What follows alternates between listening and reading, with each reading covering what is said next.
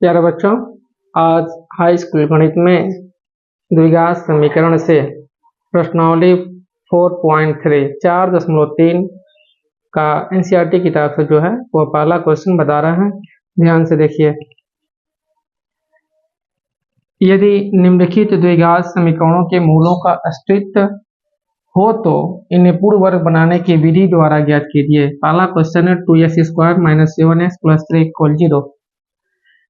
सबसे पहले यह जानना जरूरी है कि मूल अस्तित्व में कब होते हैं। तो देखिए, यह सूत्र समझिए इसको। मूल अस्तित्व में होते हैं, मूल अस्तित्व में होते हैं जब b² - 4ac ग्रेटर देन 0 या इक्वल भी होता है।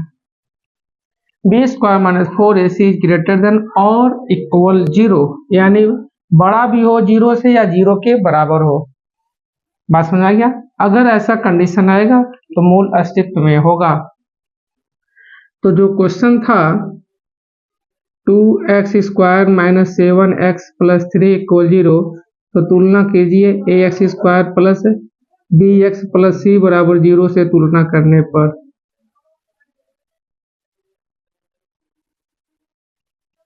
a का मान 2, b का मान -7, c का मान 3। ठीक है। अब देखिए, a का मान 2 है, b का मान -7 है, c का मान 3 है। तुलना हो गया। जब तुलना हो गया तो b² - 4ac निकालना है। लिखेंगे इसलिए b² - 4ac, b का मान कितना है -7 का वर्ग, 4 × 2 × 3, 7 का वर्ग 49, 4 दूना 8 त्रिकी 24, 9 में से 4 जा 5, 4 में से 2 जा 2, 25 के आगे क्या कौन सा चिन्ह छुपा हुआ है? तो आप बोलेंगे प्लस छुपा है। तो देखिए +25 क्या है? 0 से बड़ा है। 0 से बड़ा है, कह भी रहा था कि b² - 4ac अगर 0 से बड़ा है या 0 के बराबर रहेगा तो मूल अस्तित्व में होगा। यहाँ आप लिखेंगे क्योंकि b² - 4ac का मान 0 से बड़ा है, इसलिए मूल अस्तित्व में है।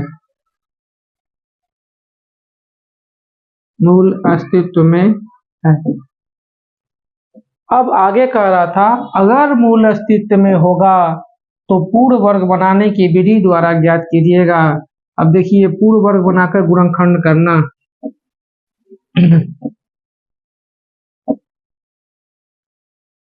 पूर्ण वर्ग बनाकर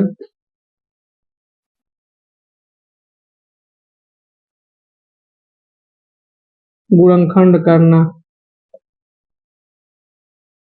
क्वेश्चन क्या है? 2x² - 7x + 3 = 0। कक्षा 9 में पहले पूर्ण वर्ग बनाकर गुणनखंड करने की 3 विधि को लिखवाया जाता था। अब इस समय उस किताब में वो है भी नहीं, सीधे डायरेक्ट 10 में इस चैप्टर में यही क्वेश्चन पूछता है। लेकिन इसमें देखिए, पूर्ण वर्ग बनाकर गुणनखंड करना, x² के साथ यहाँ पर क्या है 2 है। एक रूल होता है, जब दिए गए समीकरण में एक पूर्ण वर्ग हो, 3 पद हैं, तीनों में से कोई पूर्ण वर्ग नहीं है, तो पूर्ण वर्ग x² को पूर्ण वर्ग बनाने के लिए यहाँ पर 2 है, 2 हटाना पड़ेगा, क्योंकि 2x² को हम कॉर्नर में डालेंगे तो कोई फ्रेश संख्या बाहर नहीं निकल कर पाएगी। तो अगर 2 न रहे तो x² को कॉर्नर में डालेंगे तो केवल x आएगा जो कि पूर्ण वर्ग कहलाएगा।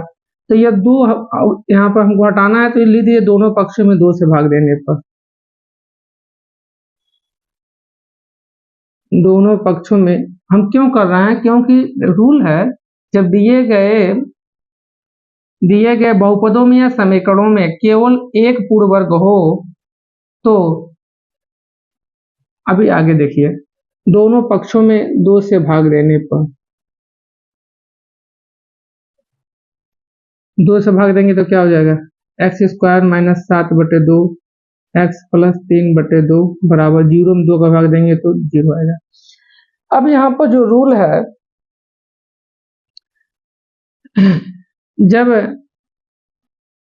एक पूर्ण वर्ग हो तो उसको करणी में डालते हैं। 2 तरीके से बताएंगे, दोनों में से जो समझ में आएगा वो समझिएगा। दिए गए रूल यह कहता है जब एक पूर्ण वर्ग है तो इसको करणी में डालिए, क्या निकल के आया एक्स। अब इसमें 2 का गुणा कीजिए तो हो जाएगा 2x, 2x से द्वितीय पक्ष में भाग दीजिए, ठीक है। अब भाग देने पे जो भागफल आएगा उसका वर्ग कीजिए और वर्ग ही जोड़ेंगे और घटाएंगे, ठीक है। तो इस रूल से चलेंगे तो थोड़ा सा हल्का सा अटपटा लग रहा है। तो एक और रूल यह होता है कि एक्स स्क्वायर का गुणांक जब 1 हो, एक्स स्क्वायर का गुणांक क्या हो, 1 हो, ठीक है, तो डायरेक्ट 2 से भाग दीजिए। अंक में एक्स से एक्स कैंसिल हो जाएगा, अंक में 2 से भाग दीजिए। तो देखिए दोनों बात वही हुआ लेकिन समझने का फेर है। तो 2 से भाग देंगे तो देखिए 7/2 में 2 से भाग देंगे तो 2 को 2 बटे लिख सकते हैं, तो हो जाएगा 7/2 गुणे 1/2 यानी 7 बटे क्या हो जाएगा 4।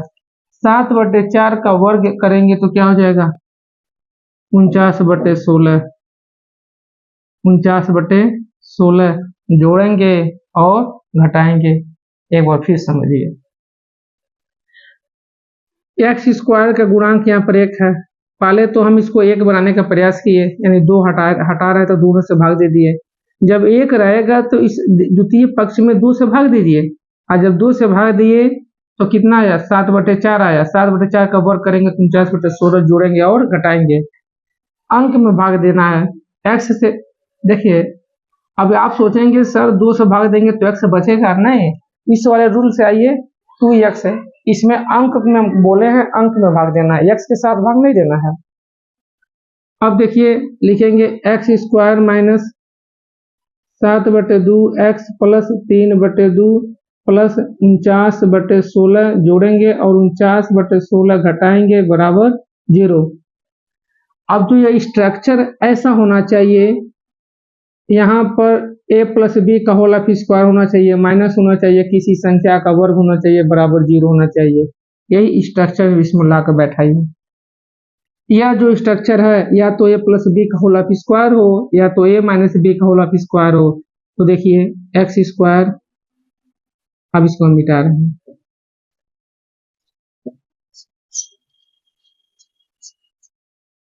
X square. अब देखिए a plus B whole of square में क्या होता है, जो दोनों किनारे किनारे होता है वो धनात्मक पूर्ण वर्ग होता है। तो एक्स स्क्वायर पूर्ण वर्ग है, धनात्मक है, एक यहाँ है 49/16। अब इन दोनों का इसका वर्गमूल दोनों में 2 का गुणा आता है, यही आएगा 7/2 एक्स। अब देखिए क्या बचा हमारे पास, 3/2 बचा और 49/16 माइनस 49/16 बचा। अब यह जो है किसका हुआ, एक्स या माइनस है तो माइनस 7/4 का होल ऑफ स्क्वायर है। चेक करके देख लीजिए, a square plus B square minus 2 गुणे पहला गुणे दूसरा, तो 2 से 4 कट जाएगा, 2 यानी 7/2 एक्स हो जाएगा। अब इन दोनों का लॉसा क्या हो जाएगा, दोनों का लॉसा हो जाएगा 16, 2 8 16 8 3 24, 16 कट जाएगा, क्या बचेगा 49 से बचेगा बराबर 0। तो एक्स माइनस 7/4 का वर्ग, अब 24 के आगे प्लस है, 49 के आगे माइनस है, तो क्या हो जाएगा माइनस 25/16 का बटे 16 बराबर 0। एक्स माइनस 7/4 का वर्ग, यह 5/4 का होल ऑफ क्या है स्क्वायर है, बराबर 0। दिखाई दे रहा,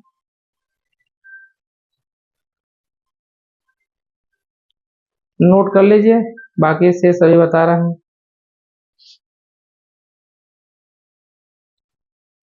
अब देखिए ए स्क्वायर माइनस बी स्क्वायर, एक में जोड़ देंगे एक में घटा, यहाँ से फिर से एक बार और लिख रहे हैं। देखिए एक्स माइनस 7/4 का होल ऑफ स्क्वायर है माइनस 5/4 का होल ऑफ स्क्वायर है बराबर 0 है। एक में जोड़ देंगे घटा देंगे, एक्स माइनस 7/4 धन 5/4, एक कोष्टक में एक कोष्टक में घटा रहे हैं, एक्स माइनस 7/4 माइनस 5/4 बराबर 0। दोनों का हर बराबर है तो 7 में से 5 जा माइनस 2/4, एक्स माइनस 7 5 12, दोनों माइनस है तो माइनस 12/4, 2 करने 2 2 दूना 4, 4 तिहाई 12, एक्स माइनस 1/2 बराबर 0। एक बार और लिख लीजिए, एक्स माइनस 1/2 एक कोष्टक में हो गया, एक्स माइनस 3 एक कोष्टक में हो गया बराबर 0। एक्स माइनस 1/2 बराबर 0 तो एक्स बराबर 1/2, इसके बराबर 0 दिखाइए, एक्स बराबर 3, इसलिए एक्स बराबर 1/2 और 3, ये दोनों क्या है आंसर। ठीक है, इसमें 3 क्वेश्चन है।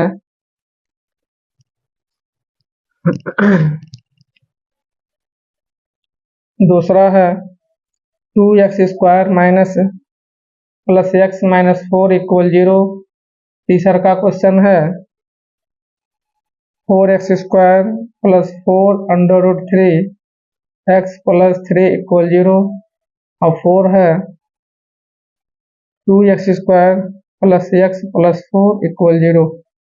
देखिए इस पूरे क्वेश्चन में अगर x² के गुणांक आप 1 लेना चाह रहे हैं तो इसमें दोनों पक्षों में क्यों से भाग देंगे 2 से, इसमें कौन से भाग देना पड़ेगा 2 से भाग दीजिए दोनों पक्षों में, इसमें 4 से भाग दीजिए, इसमें कौन से भाग देंगे 2 से भाग दीजिए। अब तीनों सवाल को आप इसका गुणांक 1 बना के द्वितीय पक्ष में 2 से भाग दीजिएगा, जो भागफल आएगा x को छोड़ के, x यहाँ पर एक गुणांक क्या है 1 में 1 में भाग देना है। अब पहले 2 से भाग देंगे तो 1/2 हो जाएगा। तो इस तरह से जो रूल बताए हैं उस रूल के अनुसार आप ये दूसरा तीसरा और चौथा क्वेश्चन लगाकर आप लगाइएगा, कमेंट में पूछिएगा हमसे। ठीक है, मिलते हैं नेक्स्ट वीडियो के साथ, धन्यवाद।